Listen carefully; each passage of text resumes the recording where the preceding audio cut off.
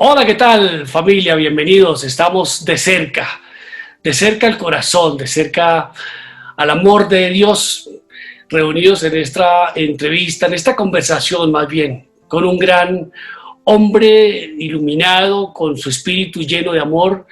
En lo más profundo de su ser está toda esa sabiduría espontánea que le ha sido entregada a lo largo de la vida. Estamos en comunicación con la ciudad de Paraná, en Argentina, en ese lugar escogido y privilegiado en la geografía universal, para que almas iluminadas desde allí le entreguen al mundo, a nuestra humanidad, unos conocimientos que debemos recibir con humildad para construir en nosotros una mejor persona. Voy a presentarles a un maestro, el maestro Daniel Ferminades, quien en sus orígenes, en su comienzo de vida, tuvo ese llamado de transformación a través de una experiencia. Como a muchos nos ocurre que Dios nos habla a través de la experiencia. Voy a darle la bienvenida al maestro Daniel Ferminades para que nos diga, ¿cómo estás? Buenos días, maestro. Muy bien, buenos días para todos. Hay un despertar, Daniel, en cada uno de nosotros. Yo hablo de que llegamos a la vida siendo luz, porque nuestra madre dio a luz. Cuando el bebé nace, la madre dio a luz, luego considero que somos luz. Ahora nuestra alma viene iluminada, ¿no? Como dicen las escrituras, un fuego eterno brillará para siempre en el altar y jamás se apagará. Es nuestra alma que jamás se apaga, ¿no? Pero nosotros pues como que la vamos apagando y el mundo nos confunde y vamos creciendo. Y esa llama encendida, que está encendida, pues quisiera brillar más hasta que nos ocurre algo espontáneo, algo esporádico, un accidente, una enfermedad, un colapso, un punto de quiebre, y allí volvemos a nacer. ¿Cómo fue tu despertar, Daniel, a tus 25 años? Sí, ese relato es como de alguna manera, según yo puedo ver, como para casos excepcionales en donde tiene que intervenir algún hecho fortuito que tal vez nos lleve a reconsiderar la vida, ¿no? A partir de que a lo mejor vemos que está cerca el partir de este mundo, que podemos perderla o que llega un gran dolor que no podemos procesar, y de esa manera entonces tendemos a aferrarnos a lo espiritual, y ahí entonces tal vez se produce esa manifestación de luz desde el corazón que nos lleva a abrazar a Dios como nunca lo habíamos hecho hasta ese momento, ¿no? Y decía esto en un inicio de que lo veo como algo excepcional porque algunas personas pueden enfrentar esa situación, pero el grueso de la humanidad que no tiene que pasar por esa situación no debe de esperar a llegar a ese estado, ¿no? En donde la última alternativa, y ya tal vez viendo en esa situación como la única que nos queda, abrazarnos a Dios. Es decir, tenemos que buscarlo en el diario vivir, sin necesidad de pasar por ningún dolor ni enfermedad. Y la manera de buscar y de poder llegar a ver el rostro de Dios es en la felicidad que podemos llegar a sentir al compartir lo que tenemos y al estar buscando en nuestro entorno todo aquello que nutre en realidad al espíritu. Es decir, ir renunciando a lo material de a poco para ir abrazando lo espiritual. Renunciar a lo material no es despojarse de las cosas materiales, sino del apego que tenemos hacia ello, porque necesitamos el techo, necesitamos la protección. En mi despertar, yo tenía materialmente en mi familia lo que podía llegar a necesitar y tal vez más, y empecé a replantearme un poquitito mis actitudes en la vida, ¿no? Y empecé a ver que como yo me movía por el mundo en mis relaciones con las demás personas, desde el trabajo, desde el amor, desde la amistad, siempre estaba tratando de sacar provecho de esas relaciones y de enriquecerme de alguna manera, ¿no? Es decir, aprovechar las oportunidades para, bueno, buscar más un placer personal. Pero me di cuenta que jamás estaba atento a la necesidad de los demás o a la realidad del prójimo. Entonces empecé a ver que estaba perdiendo la oportunidad en el presente que vivía de, aparte de poder enriquecerme con la relación, también poder yo compartir de mi parte con los demás, con el prójimo. Entonces me empecé a entender como egoísta, ¿no? Como que si manejaba el mundo a mi conveniencia. Yo tenía relación nada más que con las personas que me iban a dejar algo a cambio. Si no me dejaban nada a cambio, no lo veía como algo que verdaderamente tuviese un sentido. Y bueno, en ese pensamiento que estaba, sentí en mi interior, pero sin palabras, fue como una claridad de conciencia que tenía que ir a la cima de una montaña. En ese momento yo estaba viviendo no muy lejos del pie de los cerros, ¿no? En la provincia acá en Argentina de Córdoba. Y ese día que tuve esa experiencia, esa sensación, esa necesidad de ir a la cima de la montaña, ya era casi de noche, entonces no consideré que no era prudente encarar el ascender a un cerro de noche. No lo conocía aparte, pero yo sí lo identifiqué con mi vista de cuál era, desde donde estaba, que sabía que era ese, a la cima tenía que ir. Y pasé la noche, estaba yo solo en la casa de mis padres, pasé la noche casi sin dormir porque tenía adentro así como un movimiento tan fuerte que me despertaba una alegría que no podía como conciliar el sueño y no lo necesitaba, verdaderamente estaba como ansioso, ¿no? Bueno, antes de amanecer empecé a emprender la caminata y bueno, fui encontrando el lugar por donde subir, fui abriendo un poquito de camino para llegar hasta ese punto y cuando llegué a ese cerro, a la cima, y me siento a mirar el valle hacia donde estaba la casa de mis padres, donde yo vivía y el resto del valle, empecé a tener esa misma visión y pensamiento, ¿no? Es decir, cómo yo me manejaba en el mundo y lo manejaba a mi conveniencia, porque así manejaba mis afectos y mi amor o cómo me acercaba a los demás. Y yo pensaba, pensar que la gente que está allá abajo mirando hacia el cerro ni me ve a mí.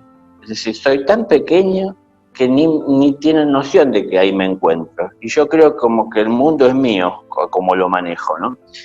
Y en esa reflexión de entenderme tan pequeño en medio de toda esa inmensidad, empecé a ver delante mío, con los ojos abiertos como veía el valle, pero antepuesto al valle, empecé a ver imágenes como si se proyectaba una película, esto en el año 84, no existía lo que conocemos hoy como smartphone y todo esto, ¿no es cierto? O sea, no tenía nada en mi cabeza de que me pudiese llevar a esa situación.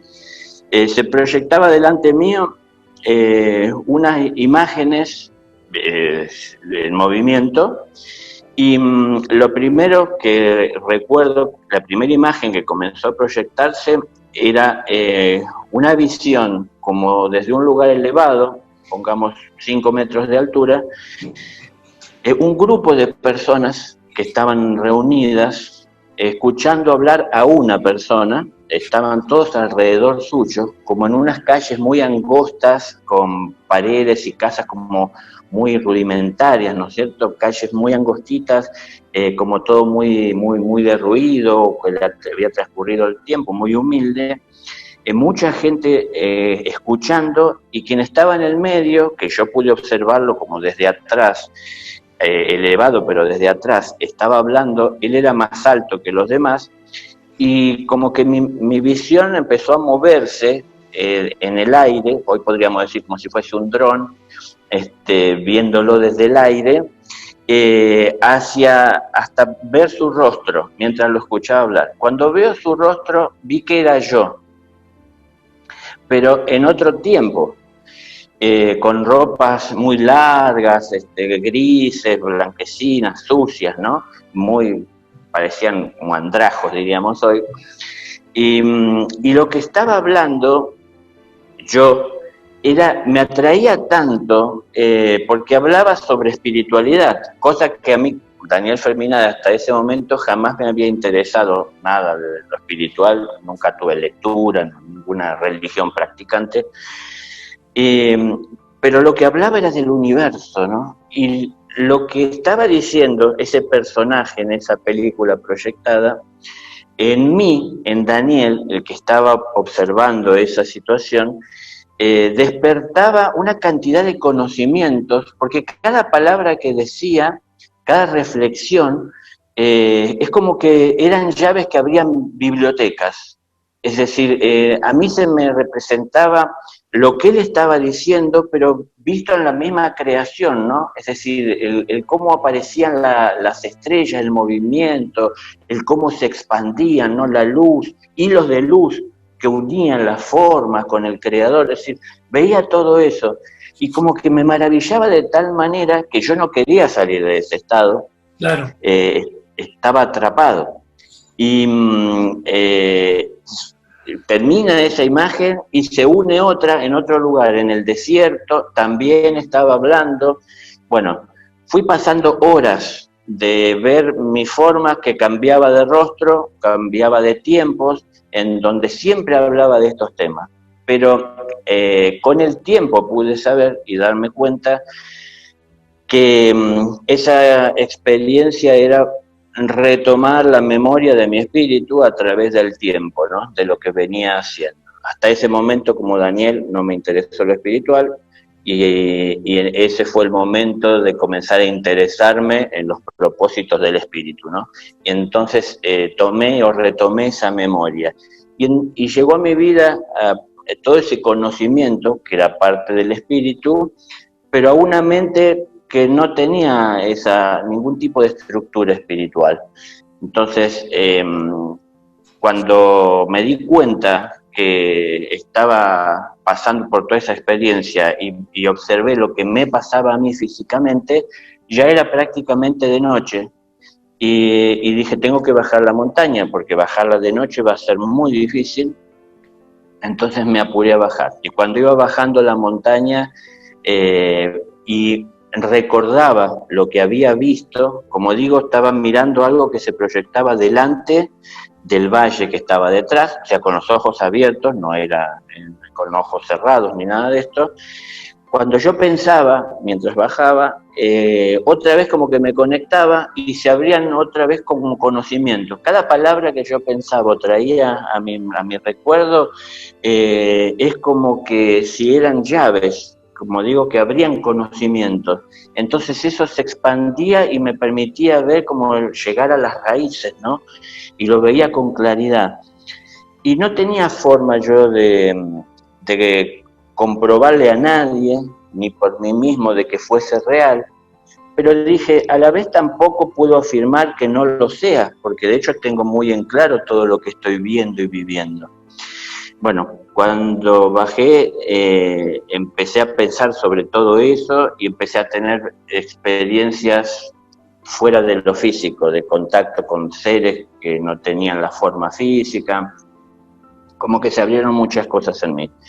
Y enseguida me encontré, sí estaba meditando en ese momento, porque decidí hacer un silencio y concentrarme para ordenar un poco esta vida nueva que tenía de la realidad y aspiraciones humanas a esa visión espiritual que tomó un protagonismo muy intenso en mi vida, ¿no?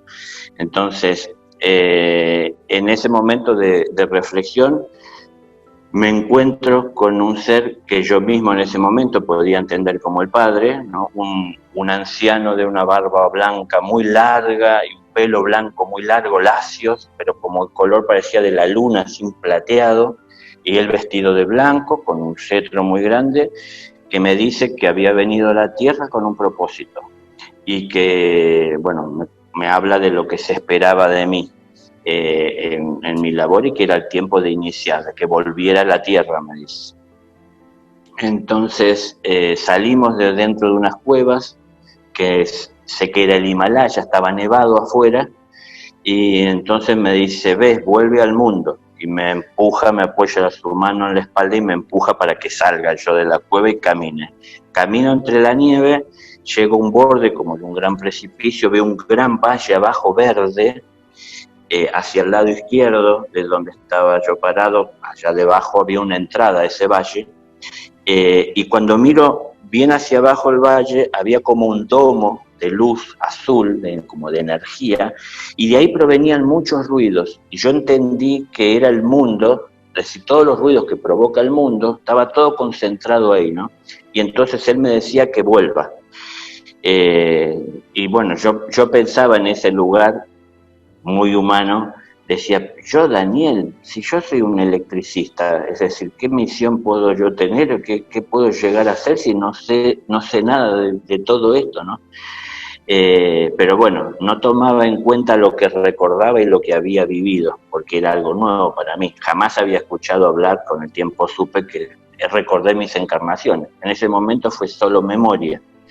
Y bueno, a los pocos días me encuentro con Jesús en el desierto, también en meditación, y cuando lo veo me da una alegría enorme y yo quiero correr hacia él a abrazarlo. Cuando quiero correr hacia él a abrazarlo, siento que me está hablando, lo siento claro, pero cuando lo miro a él veo que no mueve la boca y me estaba diciendo que venía al mundo con una misión, también lo que se esperaba. Y entonces yo pensé, digo, no puede ser, ¿cómo yo voy a tener una misión o una labor? Yo pensé, esto debe ser mi ego, mi orgullo, que me hace ver lo que quiero ver, ¿no? Mientras hacía esa reflexión, siento que me habla de vuelta.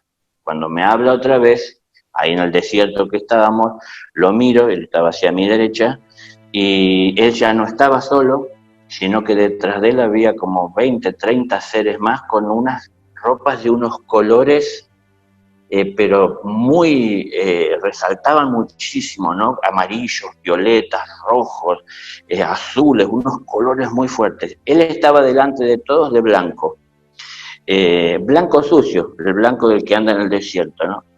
Y me vuelve a repetir y se ríe, ¿no? Se sonríe, pero ahora sí abriendo la boca y me dice, sí, y se ve y haz tu labor, ¿no?